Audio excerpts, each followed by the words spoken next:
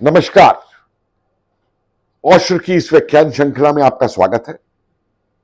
आपको याद होगा कि पिछले व्याख्यान में मैंने आपको उन बहादुरों को दिए गए तंगों के बारे में बताया था जो नेताजी ने आजाद हिंद फौज के सैनिकों को उनकी बहादुरी के लिए दिए थे, जैसे तगमाए शेर हिंद, तगमाए शत्रुनाश, सनदे बहादुरी आदि आदि।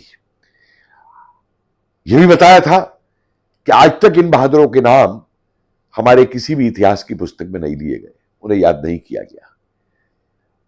और आज इस श्रृंखला के अंदर एक एक करके हम आपको इन बहादुरों से परिचित कराएंगे। उनकी क्या बहादुरी थी ये बताने की कोशिश करेंगे। बहुत से उसमें हम पे इन बहादुरों के गांव का नाम मौजूद है या कहीं पे पिताजी का नाम मौजूद है, लेकिन कहीं पे हमको वो तक भी नहीं मालूम, क्योंकि कई रिकॉर्ड जो है आजाद हिंद फौज के वो उपलब्ध नहीं हो पाते या नष्ट हो गए थे या दबा दिए गए थे। ऐसे ही एक बहादुर थे नायक मोहर सिंह। और नायक मोहर सिंह जो है 1/8 पंजाब रेजिमेंट जो थी अंग्रेजों की, अंग्रेजी सेना की, उसके अंदर नायक थे।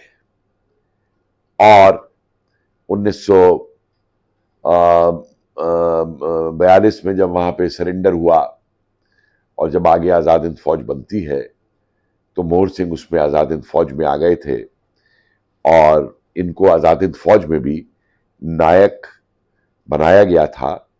और ये 3री गुरिल्ला रेजिमेंट से संबंधित थे।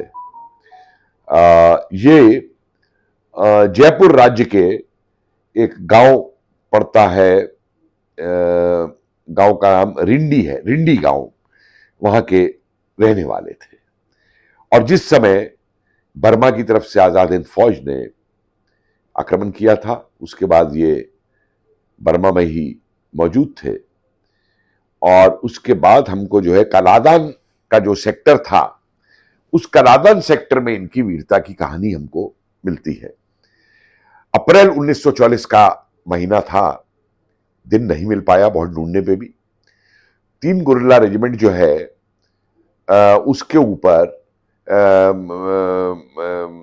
आर्मी की तरफ से उनका जो है अंग्रेजी सेना के साथ में सामना हुआ और इन्होंने जो अंग्रेजी आर्मी की यूनिट थी उस पर फायरिंग शुरू कर दी।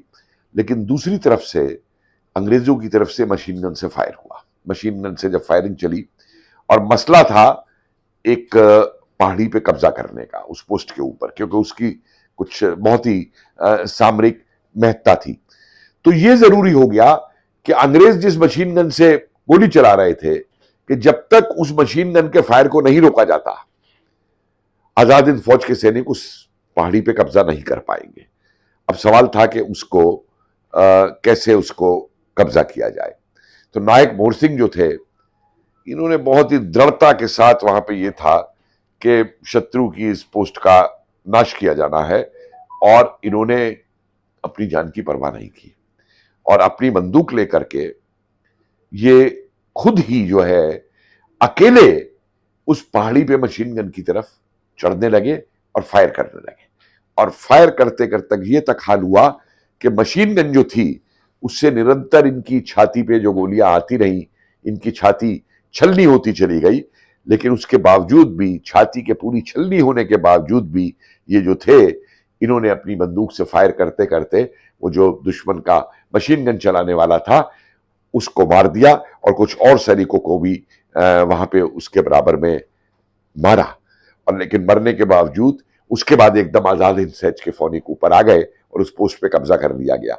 लेकिन ये वीर नायक मोहर सिंह जो है, जो इसकी छाती छलनी हो गई थी अंग्रेजों की गोलियों से, उससे वो बच नहीं पाए और शहीद हो गए।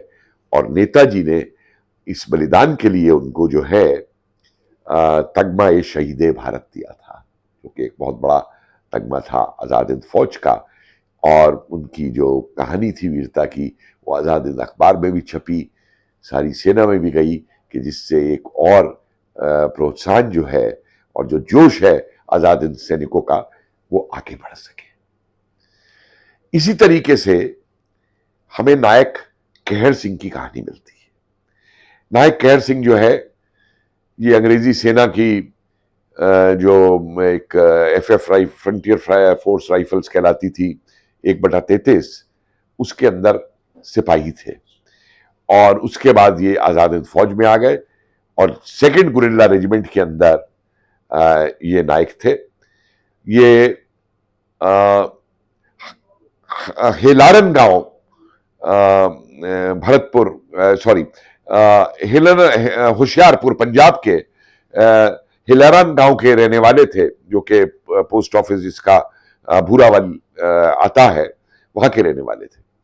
और इसी प्रकार से 18 मई 1944 के दिन, इस संदर्भ में उनका हमें दिन भी मालूम है, बर्मा के अंदर, जो सेंट्रल बर्मा का जो सेक्टर था जिस पे युद्ध चल रहा था, उसमें एक खंजोल हिल करके एक पहाड़ी थी, जिसके ऊपर आजाद हिंद फौज की एक पोस्ट बनी हुई थी।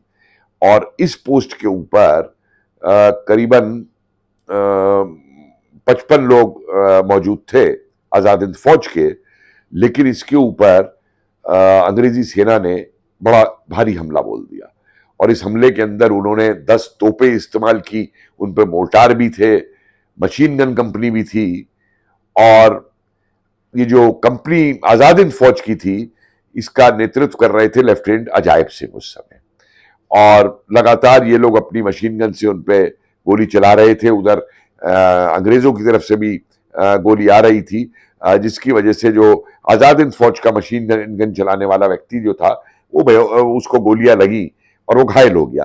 तो उसने जो उसका, जिसे रिलीवर बोलते हैं, कि दूसरा व्यक्ति उस मशीन गन को ले सके, उसको लगातार इशारा किया कि भाई मैं तो जिंदा शायद ना रहूं, तुम जो है इसको मशीन गन को चलाओ।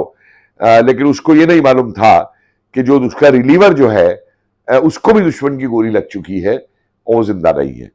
नायक कहर सिंह जो है, वो इस पूरी घटना को देख रहे थे और ऐसे समय में जबकि अंग्रेजी सेना के सैनिक केवल 10 गज दूर रह गए थे, नायक कहर सिंह ने समझा कि अगर ये मशीन उनके हाथ पड़ गई तो हमको ये पोस्ट ही नहीं छोड़नी पड़ेगी, लेकिन हम सब मारे भी जाएंगे इस युद्ध के अंदर।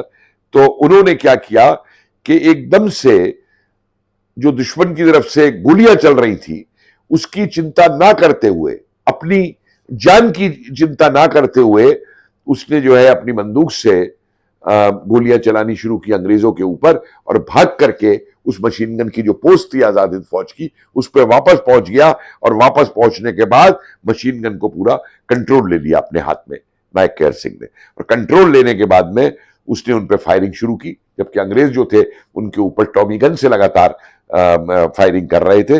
लेकिन अपनी मशीन गन को अपनी गोदी में वहां पे रख करके उसने उस पर फायरिंग शुरू की और इतनी फायरिंग की कि अंग्रेजों के हालत खराब हो गए। बहुत सारे अंग्रेजी सैनिक मारे गए और अंग्रेजों को वो जो हमला उन्होंने किया था उस पोस्ट को लेने के लिए, उसको उनको छोड़ना पड़ा और वो वापस भाग के चले गए। ये एक अत्यधिक बहादुरी का कार्य था। इसकी खबर रेजिमेंट से ऊपर नेताजी तक गई और उसके बदले में उस बहादुरी के उसके अंदर नेताजी ने जो है तगमाए शेरे हिंद, जो कि एक बहुत बड़ा तगमा था आजाद हिंद फौज का, वो उनको दिया। इसी प्रकार से एक और हमारे को वृतांत मिलता है हवलदार रंजीत सिंह का।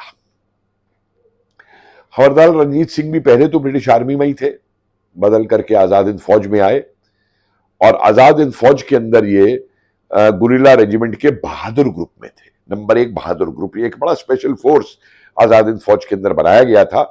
इनके पिता का नाम अस्सा सिंह और इनका गांव था चोहा खालसा, रावलपिंडी जिले के अंदर, अब जो पाकिस्तान में रावलपिंडी, वहां के रहने वाले थे रंजीत सिंह सरदार।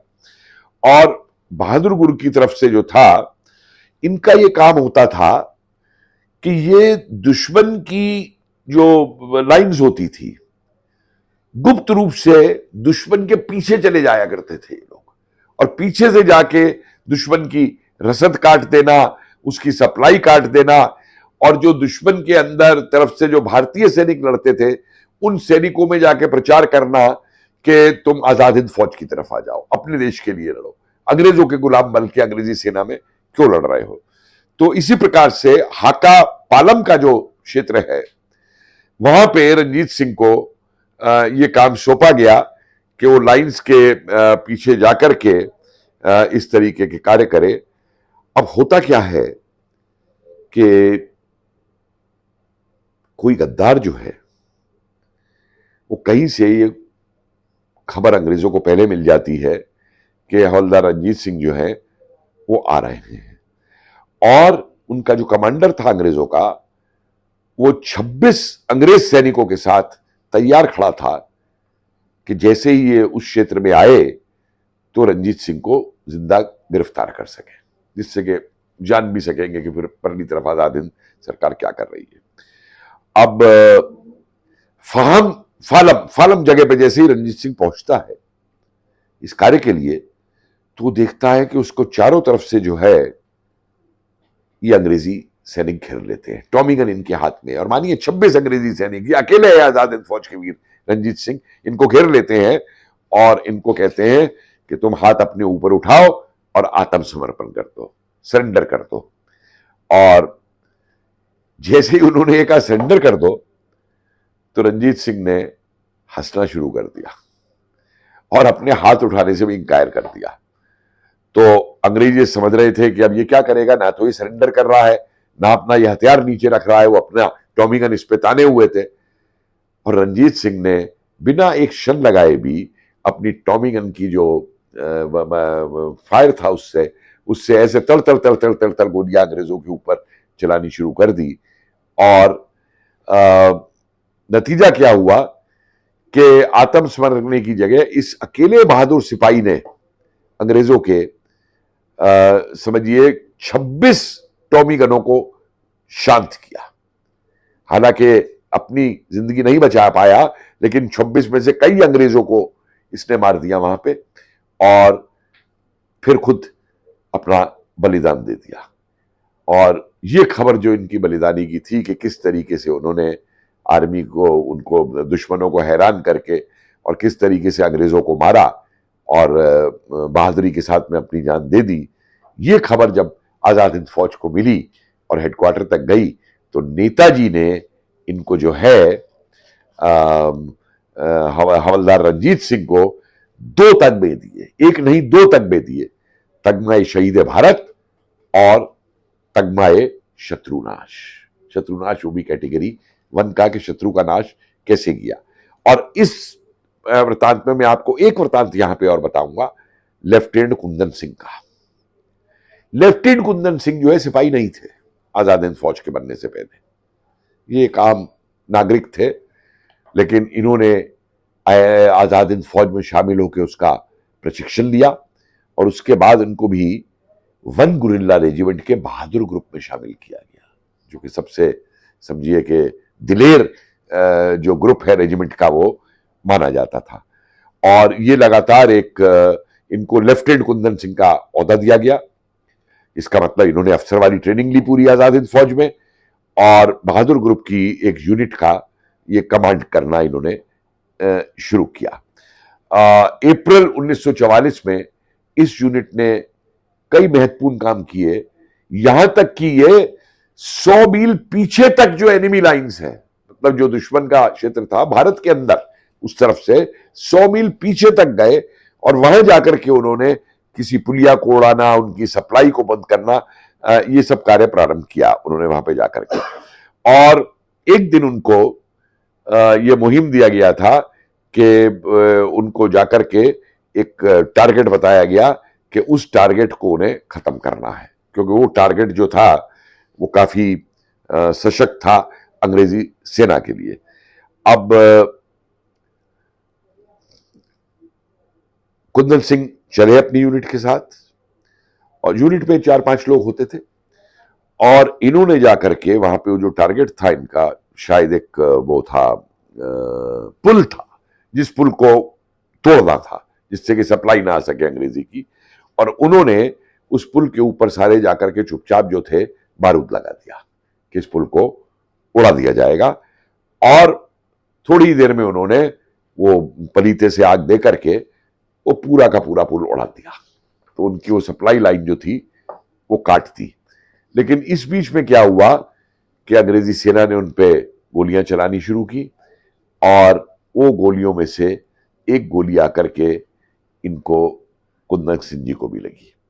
लेकिन ये कुंदन सिंह जी ने गोली लगने पे मरने से पहले, बलिदान होने से पहले, इनके चेहरों पे मुस्कुराहट थी कि जो उद्देश्य इनको दिया गया था इनके इस बहादुर ग्रुप की यूनिट को, उस उद्देश्य को उन्होंने पूरा किया जा करके और सफलता प्राप्त की। और इसी के सम्मान में नेताजी ने उनको तगमाए शहीद भारत का जो है, उनके मरणोपरांत जो है, उनको वो तगमा दिया था।